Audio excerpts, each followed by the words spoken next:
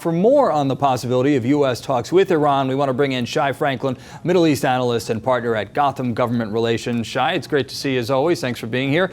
Listen, Rouhani's response, that shouldn't really be a surprise to anybody here, right? That Iran wouldn't be willing to talk unless the U.S. first eased sanctions. That's not even a possibility.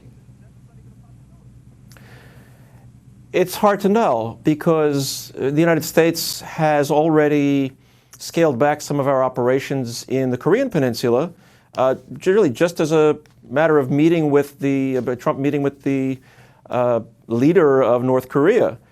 They've done nothing. They're still continuing missile tests. So it's hard to know what President Trump would do.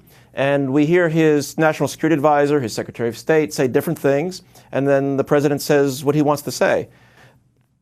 So we're talking about preconditions from Rouhani for potential talks, but here's what President Rouhani said in a televised speech yesterday. I'm quoting him, Shai. He said, "If I knew that going to a meeting and visiting a person would help my country's development and resolve the problem of the people, I would not miss it." What version of Rouhani should we believe, though? Well, it's not just Rouhani. As we know, the Supreme Leader, Ayatollah Khamenei, has the ultimate veto on what Rouhani does or what Javad Zarif, the foreign minister, does. He was in Biarritz a couple of days ago with the G7 meeting, on the sidelines of the G7 meeting.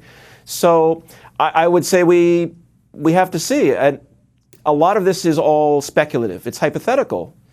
President Trump has not asked President Macron of France to actually go ahead and set up the meeting. So there's no reason why Rouhani should put himself so far out on a limb if there's no actual... The idea of Trump even meeting with Rouhani would be seen as a concession from the United States, but Rouhani agreeing to meet with Trump is a concession. We forget that even though Iran is not really what we would consider a democracy, they do have elections, and there are different factions. And so Rouhani has to worry about his right flank, just as President Trump has to worry about his right flank. I just want to continue on with part of Rouhani's comments here, because he had said about the offer to talk: "We're not after weapons of mass destruction, neither atomic nor chemical, and not because of your frown and admonition, but because of beliefs and morals and Ayatollah Ali Khamenei's theological ruling against nuclear weapons." So, I mean, he's talking about not wanting all of these things that the U.S. has been very clear that Iran is actively seeking. Is there any reason to believe what Rouhani said in his statement?